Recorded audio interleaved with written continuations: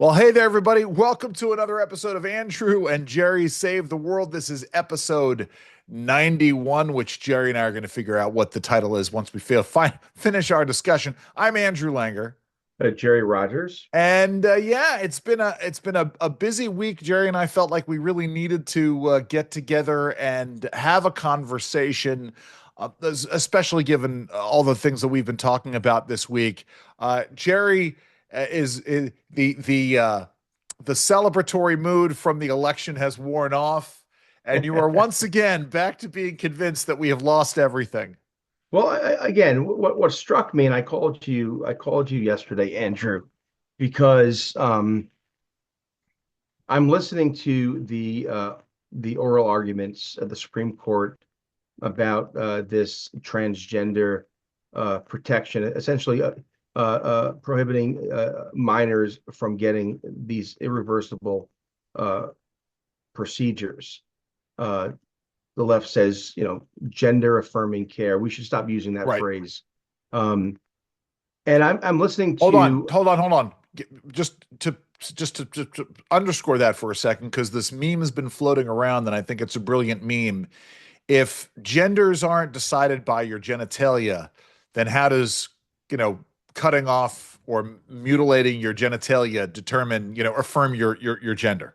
right. Yes, And again, let's just be clear about this. We're not talking about grown-ups, adults who make these that is true. decisions to mutilate their bodies. We're talking about children.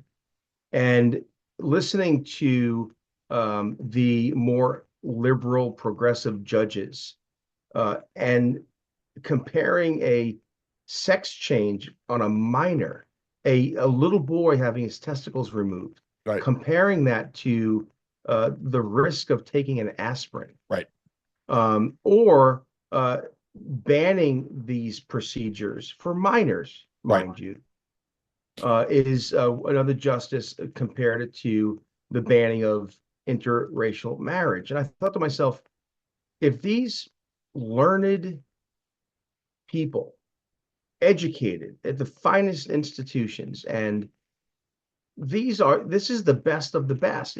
Again, progressive, and I might not agree with all of their jurisprudence and their politics, but they're still the best of the best, and they're bought in.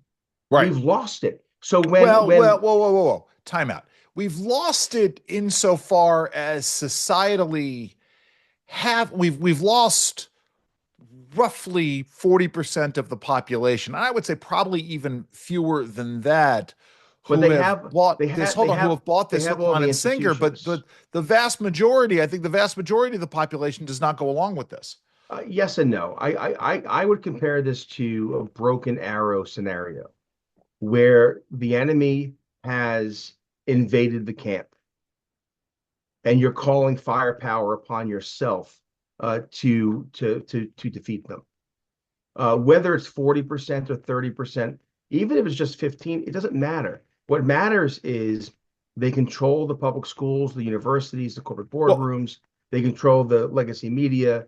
Uh, Again, CNN, a host at CNN, talking about in a very cavalier, well, yeah, it's normal that a 2-year-old would understand that they're not a girl, not a boy, there's something else. also CNN. CNN putting on somebody with the aptly named Chase Strangia or Strangier, however you Let, pronounce it. But let, but let, but see, but let that's me just make this. hold on. This is why I don't think it's lost. I think that you have well, maybe it depends on your definition of losing, but I think yes, there is a battle going on, but I think that there are various skirmishes within this battle.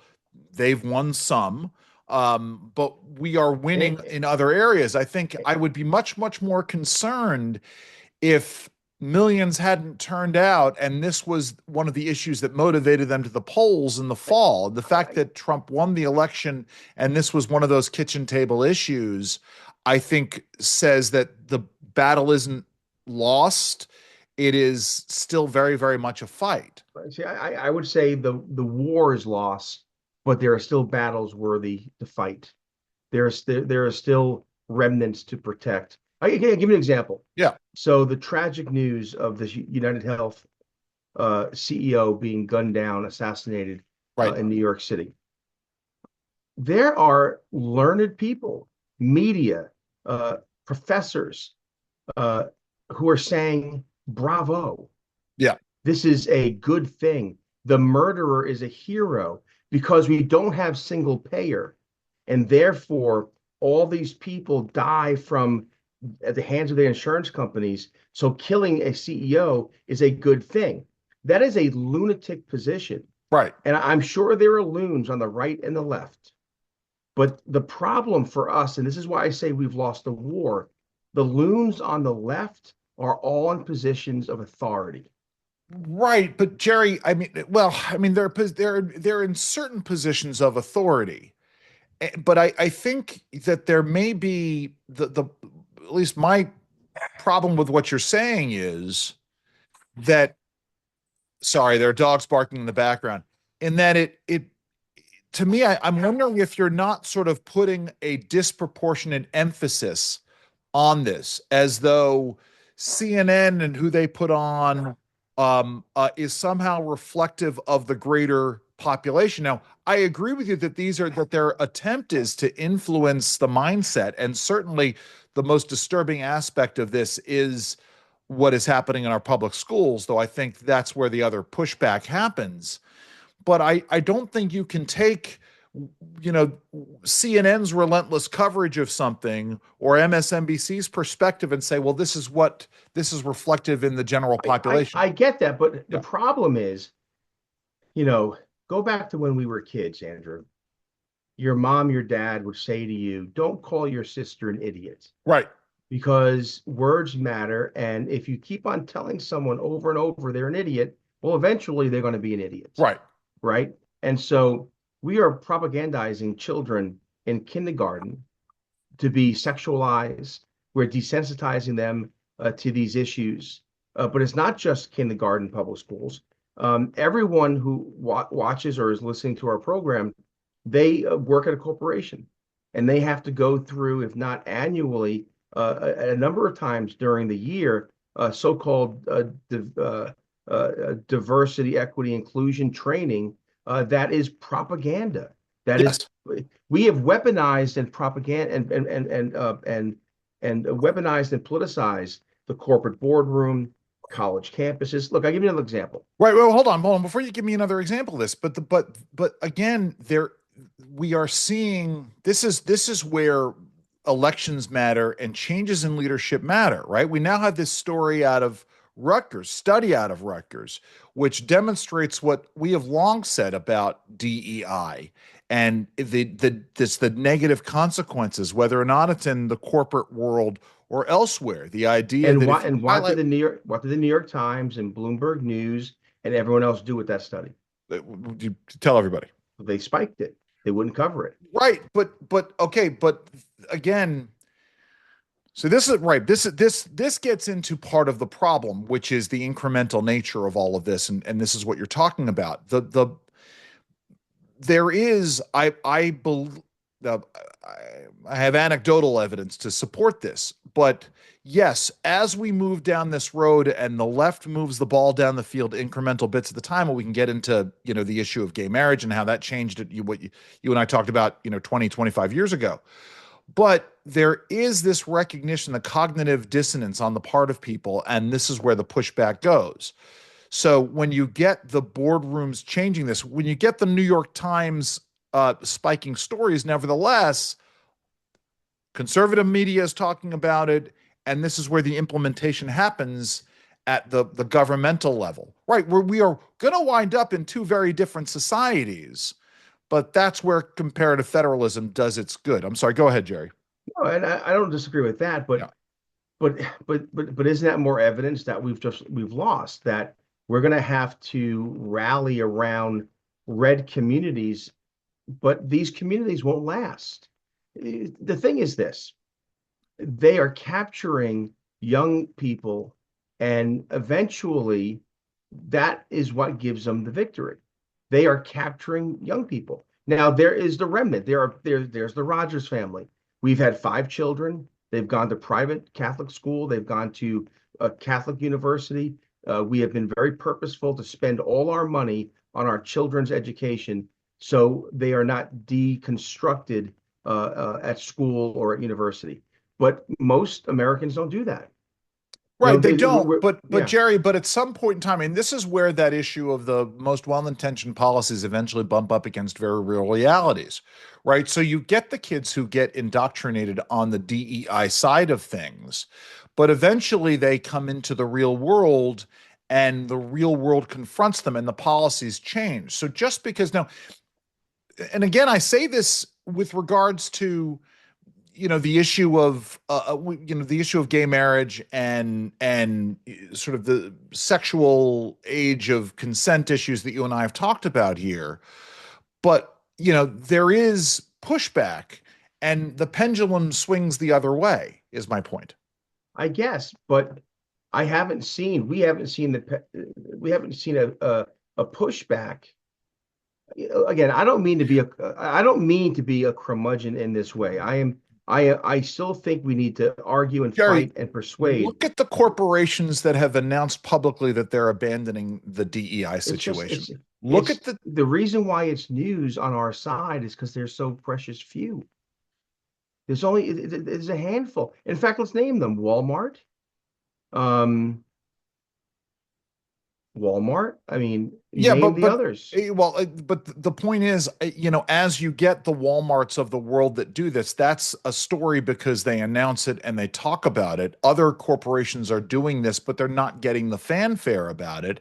That's how the cultures change. Assuming for a moment that this was something that was pervasive. I mean, you and I obviously had our dealings with it in corporate media, the corporate media world. But again, there gets to be pushback there. Um, and so things again, the pendulum swings. Sometimes it takes time to do that. But Again, just two examples. And again, I'm persuadable on this. I want to be wrong. But the first example is gay marriage. yeah, And again, we'll put out the information that you and I were early adapters and supporters of civil unions. right, Of if you are in love with someone and we live in a free country, even if I find it morally reprehensible, it doesn't matter. right. If we live in a free, you know, a free country, people should organize their lives in a way that they should, as long, and that was fine. The problem is that civil marriage or civil unions wasn't good for them. They had to have the word marriage. They literally redefined what marriage is. And that was because they had a broader goal. It wasn't about marriage. And we talked about this. I couldn't believe it was 20 years ago. Their goal was to bring in all this other LGBTQ plus issues like transgenderism, like the age of consent. And people might be listening saying, well, Jerry, how's the age of consent being threatened? Well, in the state of Maryland, uh, we just voted 3-1 to amend the state constitution to allow for what is called reproductive freedom. It's not defined. You would think it's abortion, but the word abortion doesn't appear in the amendment. Reproductive freedom means a host of things, including sex change operations Right. and transgender issues. And the problem with the amendment is, well, there are many problems, but the greatest problem is there is no age limit. But There's Jerry, no age and minimum. this is what is at the center of this Supreme Court case. Yeah, but the Right. thing, And I think it's important because this really is the yeah, but the first. Supreme Court is saying that essentially the court's decision, and I love the left and how they say the sky is falling. This is going to be a very narrow decision that will either allow states to have these protections for young people or not allow states to have these. It Right. won't. So there are 26 states that have protections for minors against these very invasive, irreversible surgeries and therapies. Maryland, our state constitution says anyone can get a sex change operation, even if you're 9 years old. You Right. don't need parental consent. But this is my point. So, but this is this case is going to go down that road and finally make a pronunciation about these things. And I am But it won't reasonably impact. certain. But it won't impact Maryland. Well, no, Jerry, it won't impact Maryland in this instance, but time out for a second. Again, talking about incremental issues and the way the pendulum swings. And the problem with the Maryland law is you have to have standing to challenge it. And that gets into a whole nother thing, but we'll But we'll get to that. it's But not hold even a on. But law. my point is, Jerry, for the It's an first amendment to the time, hold on. Constitution. For the first time, for the first time, this issue of consent and sexuality and choices and age, this is coming before the Supreme Court. And I But isn't think, it disturbing to you that it'll be a 6-3 decision? It should be a 9-0 decision. well, Jerry, it should be a 9-0 decision, but listen, I don't get disturbed by this because it, this is just the fact of what it is. I mean, it just did the left has gone off the reservation on this and caveat emptor, but I think the fact that it would be a 6-3 victory for rationality is something that should be celebrated as opposed to because it's not 9-0, I then all is understand. lost. That's I that's know. that's I guess But but hold again, on, but hold on, yeah, because to get to your point about Maryland, because then it opens the door. The problem, of course, is you have to have standing. And I'm not, that the if you're a parent, unless you're faced with a fact set as a parent of a minor child in Maryland wanting to have a sex change operation without parental consent, um, then the Constitution stands on these grounds. That's part of the problem that we have is that we have to have a better mechanism in America for having the Supreme Court to weigh in on these things, so that they don't stand as long until someone has to have the right fact right. set to challenge it. Go ahead. I'm sorry, Jerry. Well, I just think that, and this goes back to the Fred Smith issue. People are Stupid because they're smart. stupid because they're smart, Yeah.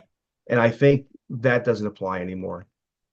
I think that You I think people think are stupid just because they're stupid? because they're stupid. I Yeah. think here's when I kind of for my own kids they began to realize this. Um, Barack Obama, when he ran the first and second time, Yeah. but the second time in particular, Obamacare hurt my family, almost bankrupted us. Right. And it was very real. I mean, I went from paying $700 a month premium for healthcare for my family to paying $3,600 a month. Right.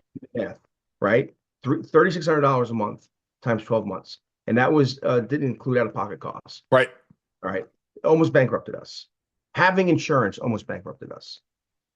And my mother-in-law knew this, and yet she still supported Barack Obama. And I said to her, I said, I don't understand how you could vote for someone who, in a very literal way, hurt your own family. And my kids heard that. And they said, yeah, it's not about Democrat, Republican. These things that happen in Washington aren't, it used to be Washington was far off. And Right. what they did, we may or may not have felt the impact. We did, but we didn't really. But now what happens in Washington, the border, we feel it every day. Right. The inflation, we feel it every day. The health crisis, we feel it every day. And this is why this is what buoys me. This is the difference in our perspectives is summed up in this way.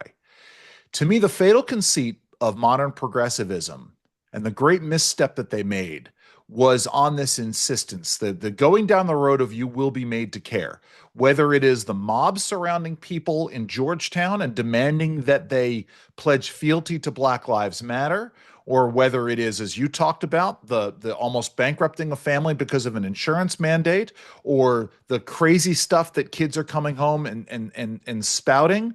The issue of transgender athletes, boys pretending to be women wanting to compete against girls in sports. These are the things that But that hasn't impact. America jumped the shark? Like Happy Days, after Fonzie jumped the shark episode, Happy Days never got better, right? Right. Happy Days, the show had its heyday with Richie and the Fonz Right. and the It's also the Cousin Cunninghams. Oliver effect. When Brady Bunch brought in Cousin Oliver, Right. So yes, my it destroyed point the is show. the Brady Bunch did not have a revival.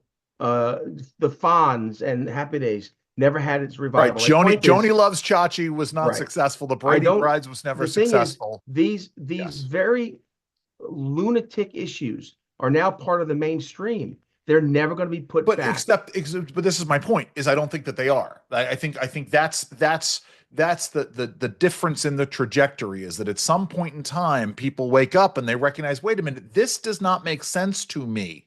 Yes, I went along in this way. And again, this is what comes down to this election and why this election was so marked.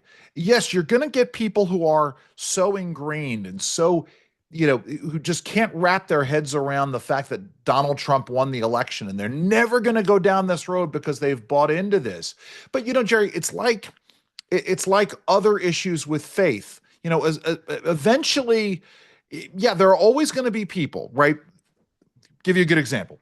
Jonestown, the Jonestown massacre. Yes, it is a tragedy for the people and the families of the people who literally drank the Kool-Aid in Jonestown and died. But there were people who saw the writing on the wall and they said, that's it. I'm out of here. I'm no longer going to, serve in this cult. And the cult, was gone. And that is the other part of, death cults generally, is that they tend to kill themselves off. So I have much greater optimism as a result of the election. Now, had Kamala Harris won, I would be much more Eeyorish about things. But this is where we are. I had the Hey, by the way, isn't it cool that I'm getting sunlight through my fake window? This is kind of neat, actually, Jerry. so am I. Yeah. So am Yes. I. I had the opportunity this week to be at a breakfast, and Charlie Cook was the keynote, and it Yes. was great fun. Charlie Cook, he's a moderate Democrat nonetheless, pollster, and he's very smart. And he talked about how he didn't think this election. He doesn't think the election, the results mean the same thing as you and I think. Because I agree with you. I think that 62% of Hispanic men voted for Trump. All these red counties became redder. 10 counties flipped in California from blue to red. New Jersey, 46% voted for. I mean, this was a very interesting election. And I think, and I agree with you, and that this is good news. But is it temporary? Well, what does Charlie Cook think? Charlie Cook thinks um, that yes, he won 7 swing states, but other than Arizona, it was all within a percentage point, and any of them could have gone the other way. So big deal. It doesn't mean it's not a mandate. It's just he got several thousand votes more. That, given the weather, given a week prior, a week more, could have been different. That Oh, sure. it doesn't mean anything. Number one. Number two, the fact that the House is so evenly divided and a razor thin majority is more telling. That there really is, we're a 50-50 nation, and moving forward, Trump's going to have to govern like it's a 50-50 nation. So these big disruptions, what he wants to do with the military and DOJ and the border, he's going to quickly find out that he has a very short leash. He thinks that Trump might make the same mistake Biden made in 2020. Biden governed like he had a mandate, and the metaphor he uses is that the American people will give a president a credit card, and you go and you charge, so I want infrastructure, I want a stimulus bill. And what Biden did was he overwent the limit on the credit card. And he said in June of 2021, his approval ratings cratered, Right. and they never recovered. Right. Okay. We can. And All right. Trump runs the Here risk is here is the of doing the difference. same. Okay. Here is what Charlie Cook is missing. Let me Yeah. let me let me And let me break this down. I don't necessarily agree with Charlie Cook, No, yeah, I but know, I know. No, you're I'm just saying explaining it. You're that there just are those explaining it. who do I'm going to believe this. explain why Charlie Cook is wrong, and then you can tell me why we're both wrong. Um, so, all right. Let us remember that all that in most of the last elections. Well, let's go back to 20. Let's go back to 2016. The vast majority of Americans wanted change. And Donald Trump was elected. It was a great surprise, right? 70% of Americans felt in 2016 that America was on the wrong track. Donald Trump came into office and for the next 3 years governed as a change agent, right? That's what Americans wanted. Um, and everything was going really well until COVID hit. And then COVID, pardon me, Geraldine, fucked everything up.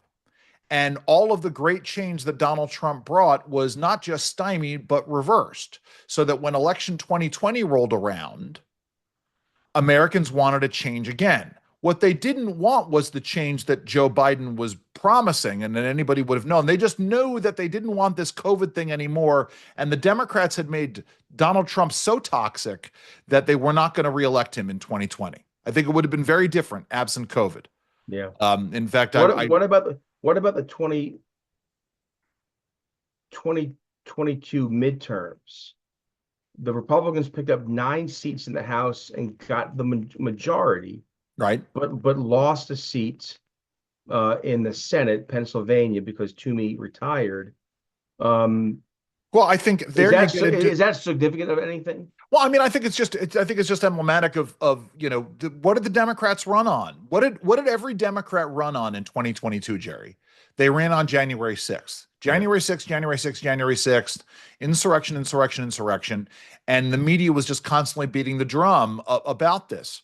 But that's gone. I mean, Yeah. yeah, Donald Trump's smart. He's going to pardon the January 6th folks because now all the norms are gone. By the way, we have to talk about that. We have to talk about Joe Biden and the pardon, Jerry. But that's so to me, I think Charlie Cook's a smart man, but I don't think he, it's so funny. These folks, they do this for a living and yet they don't understand what they're seeing in front of them, which is amazing to me. Here's the thing. And I think, I'm sorry. And I think, frankly, Charlie Cook's just trying to find excuses for why he, like everybody else on the Democratic side, was wrong. I received what he said, and he made some very good points. But here's the problem with his analysis, but also, frankly, the problem with our analysis. If 2024 is an outlier, in other words, we saw every ethnic group, demographic group, old people, young people, Gen Z, trend towards Trump. Right. Even when he lost a demographic, he did better with that demographic. The only two groups that Trump lost outright were the billionaires, the billionaire class, and people who never attend any kind of religious service. Right. Republicans had won 48% of white working class, non-college educated Americans. 48% was their high level. Trump, 68%. So in many ways, this was a landslide. It's more than that. It's almost like a resetting. It's a resetting of the American political environment if it lasts. Right.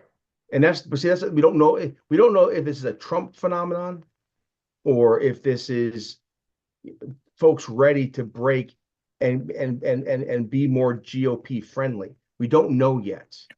Well, listen, I think all of these elections wind up coming down to the candidates who are involved and who Americans trust to do what they think needs to be done to get America on the right track. I'll say my last word on this. Yep, please. So he gave the numbers, but from 1900 to 1984, there were, I think he said, 22 presidential elections, and 7 were landslides, like Mondale, Reagan. Yeah. That's the last landslide. He said since then, we've had much closer elections, and we've had winners with less than 50% of the vote. And my thinking was we have to redefine what a landslide is. A landslide is no longer going to be 49 states versus one and the District of Columbia. Right. Landslides are going to be, I think, you win the swing votes, the swing states, you get over 300 electoral college, and you win the popular vote, whether it's by 2 million or Right. 5. And I think that because of the way politics is done now, we have to redefine things. If something hasn't happened Hold on. since 1984, well, then does that something still exist? Right. Well, Is then my let's point. let's also let's also hit on the fact that elections and campaigning have changed. Right. So this issue of landslides changes because if you're focusing, it's really interesting you bring that up, Jerry, because it's the difference between radio and podcasting, right? So radio is focused on broadcasting. You're trying to reach the greatest cross section of the audience, whereas podcasting is narrowcasting. Now you're trying to reach small subsets of the audience. Now, if you can listen, if you can have a podcast that appeals to everybody, more power to you. But you're trying to build up the greatest audience of a subset of the whole people. Yeah, Whether it's um, um, black men who like to knit. Right, there's a podcast for you, and so you want to be the most successful podcast that goes after that particular demographic. And if you win that, well, then you've won. So by that same token, because elections are about figuring out what Jerry Rogers wants or what Andrew Langer wants or whomever, it becomes an issue of, well, we're going to appeal to Jerry on transgender issues, and we're going to appeal to Andrew on knitting, whatever. I mean, I'm just to sort of use right. the. But that's so what's changed is how we run our campaigns, how we go and court the electorate. It's not, some of it's about broad issues, but it's really about motivating on people where they live. Yeah, you're right. It's about appealing to their values. Yes. Well, about their values and about what issues are important to them. Yeah. A couple of things. You're right. We have to talk about the pardon. Yes. I want to say this too. This would have been one of my examples of how we're losing. The fact that Alvin Bragg brought this case against Daniel Perry in New York City Is crazy. is, again, the cultural harm it will do. Daniel Perry, of course, I'm sorry, Daniel Penny, of Yeah. course, was a hero. There was a man, George, oh, what was his Was name? man on a subway. And anyway, he defended those on the subway cars Right. at a time when there's been an increase in deaths, an increase in subway crime. Now the man who was threatening others on the car that the Good Samaritan went after, that man's father is now suing the Good Samaritan. Of course. And I'm thinking to myself, but your son had a long history of criminality and violence Right. and threatening those. And he finally had someone stand up against him. And because your son was a lunatic, high on drugs, he died. Apparently, he died from the drugs in his system, not necessarily the scuffle. But that's Right. neither here nor there. First Actually, it responders, is here and there, but go ahead. Yeah, that's an first important salient point. responders did not want to give him CPR Right. because of the condition that they were afraid of disease. Oh, sure. Yeah. And Right. but here's the thing: what kind of culture do we live in when the perpetrator, the criminal, his family is suing the Good Samaritan? Right. What again? That is up is down, down is up. But okay, and I agree with you there. And that is a long-standing problem in our society. I mean, this is, we're talking going back to the 1980s, and Bernie Getz, right? Or going back to the 1970s and young Jerry, you Let know, me ask you a question. yeah. Because I've thought about this, because I have a family and I have responsibilities and I have a home and I have and I have a career. After what happened with Daniel Penny, I'm on a subway and I see a young woman being attacked. Right. What am I going to do now? I Well, mean, but I think almost it'd be automatic for me to that's try the to thing. defend And I her. think for so But many folks, that would be automatic. Now, that, Jerry, again, I think that there is pushback in society on this, but this is the long march, right? This is the example of how the left has so thoroughly undermined these institutions, these societal norms. I That's think that.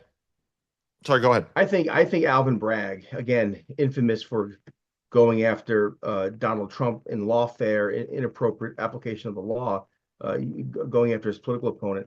I think what he was hoping to happen was another George Floyd type situation, Yeah, and that would make him famous to be sure. governor, to be who knows what else.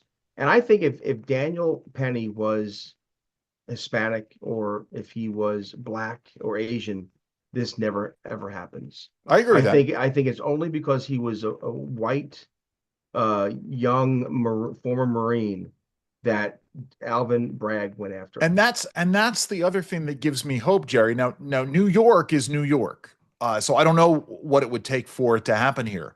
But when you look at the district attorneys, the prosecutors who have been removed from office by the electorate because they have advanced these extreme leftist political agendas and the cities have suffered for it. I mean, that to me is another sign. Maybe that's should be the show today. Andrew and Jerry save hope, A or sign Andrew and Jerry discuss sign of hope the or debate times. hope. The pardon. I think so many different things on this. Number one, I don't want to see conservatives start questioning the constitutional authority of the pardoning of the president. Let's not Yeah, get into that. That's what the left does. Trump comes in, wants to fire FBI Director Wray, and we're seeing people. Well, that would be inappropriate. right. The FBI has to be has to have distance from the president. Even friends of ours, like Wally Olson, Yeah, Walter Olson, is talking about how it'd be inappropriate for Trump to fire Wray. No, it wouldn't be. no, It'd be completely appropriate and normal. And I'm sorry, these executive branch agencies must be held Jerry, accountable. it would be abnormal if every norm hadn't been broken by the Yeah, Democrats in this regard. That's the problem, right. right?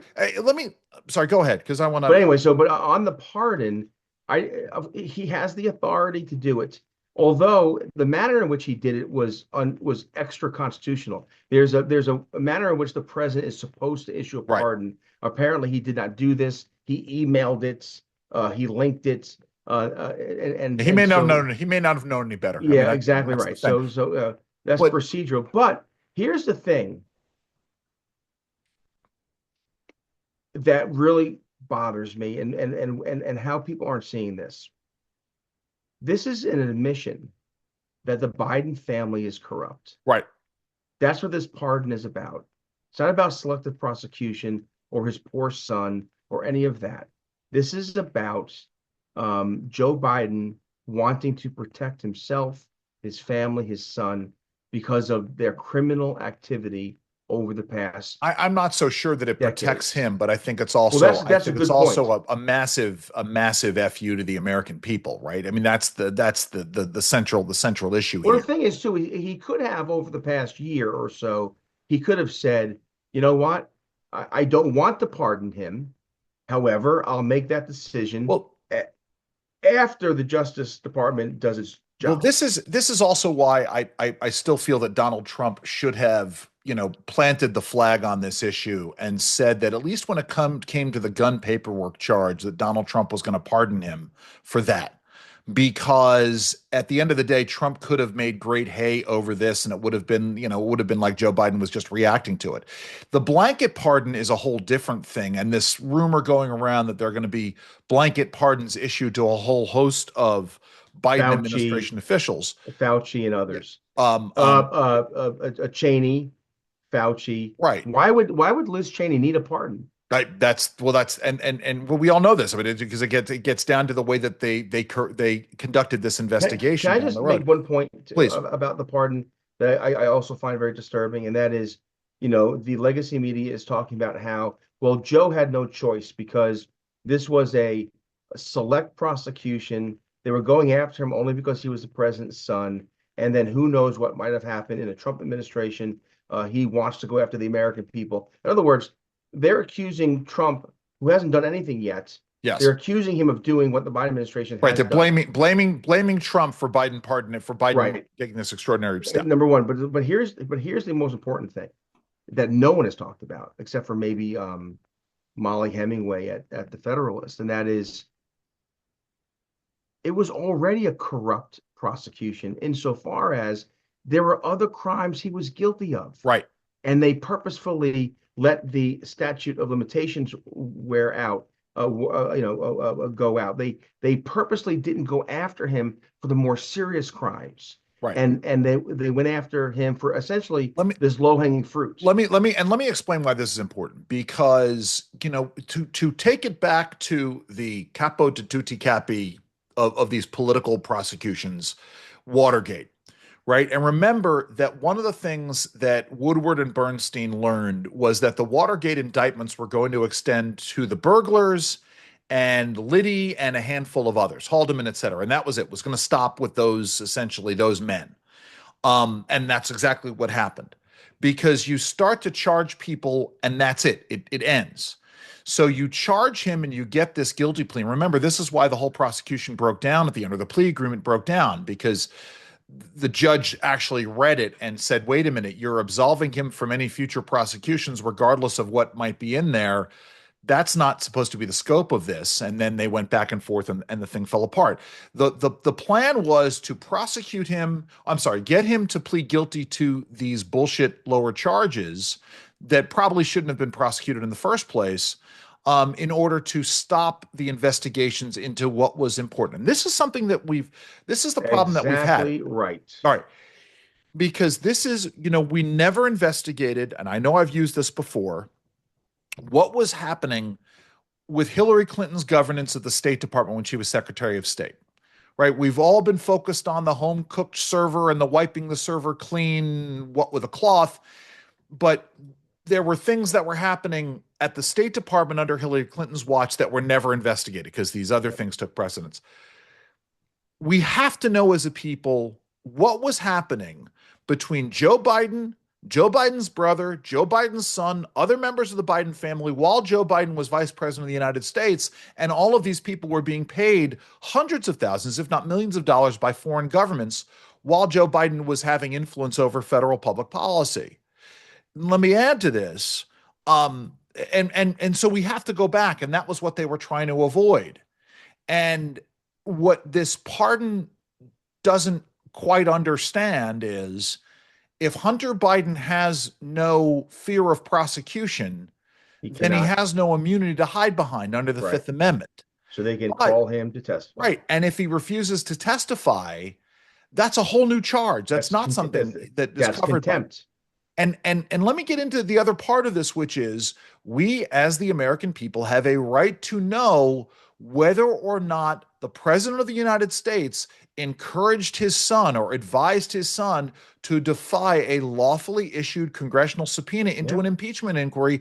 That is an impeachable offense. Oh, and hey, guess what, Democrats? You've opened up the door so that we now know that we can impeach somebody we can impeach a president after they're out of office. So a couple of things. Number one, Republicans, unlike Democrats, have a hard time chewing gum and walking at the same time. But I'm just saying, like, I mean, look, we've had now 4 years of investigations, and we have no resolution in terms of what was happening in China, what was happening with Ukraine money, what was happening with the boards that Hunter Biden was serving on. Nothing, zero, nada. And we know things. Even lay people know that Joe Biden lied about knowing whether or not his son had done business with China. He did know. We know that Joe Biden lied in the first presidential debate when he said that I never met with any of my son's business associates. Joe Biden has lied over and over and over. Demonstrably, we catch him in the lie. But yet Congress is still, I don't know what they're doing with their thumb up their bum, not able to articulate the corruption of the Biden administration. They've done a terrible job of it, number one. So I'm very I'm very not Yours. hopeful Right. that they're On going to that. be able to all of a sudden find their voice and figure it out later. But you're right. The American people have a right to know about this corruption. This Joe Biden might be the most corrupt president we've ever had. Well, and certainly the most compromised. I mean, that's the thing that gets me is that, the Trump administration, Donald Trump's first presidency, was what the left worked to compromise or attempt to create the image of him being compromised since before he took office. Again, you go back to the interview that John Le Carre, who was acting as a spokesman for the intelligence community, the interview he gave with Terry Gross, in which he offered up all kinds of slander against Donald Trump as a way of trying to discredit him. Comey going over and sending over a Yeah. couple of guys, all of those things. They lied about Right. Putin having influence and blackmail opportunity Right. over Donald Trump. They lied about it. There was no there Literally, there. John Le Carre went on Right. NPR and said that they had Donald Trump Yes. by the They grip of his pubic hairs. they lied and they lied. And the thing is, even when the special prosecutor had the investigation, he knew within 2 weeks that there was no there there. But they wanted to delegitimize and destabilize the presidency. And so you had the Bidens and the Obamas and the Democrats and the deep state again work together The Cheneys. to delegitimize the first Trump administration. Right. This is Yeah. this is scandalous, and no one has put this together in a way that is a narrative that people can understand it. Number one. Number Right. two, the second thing is that speaking of compromise, to your point, we have given hundreds of billions of dollars to Ukraine, and Yeah. we still don't know what business was Biden doing in Ukraine, Right. and we don't know. Again, talk about a puppet. Has Biden been the puppet of Zelensky? We don't know. I mean, again, and you and I look when Yeah. Russia invaded Ukraine, Right. you and I were and we continue to be supporters of Ukraine, but we were gung ho. I even said at the time, American troops should go to Poland, American troops should be ready Right. to go in. However, since then, it has become. I was traveling through. I had to be in Washington D.C. I had to leave my home office, my bunker, and actually be in the city this week. And I was going through down 16th Street, and there are some embassies there and some Right. consulates there and and also going through very wealthy neighborhoods in private residence in D.C. You know what they all have in common? The All gates. Ukraine. Well, yes, they're all gated, and they all have Ukraine flags still. Yeah. Ukraine became this progressive cause that I could never really square with because the left didn't want to fight back against Russia during the Cold War. Right. Now all of a sudden they want to go after Russia. Gary, the left didn't want to fight back against Russia when Obama was president.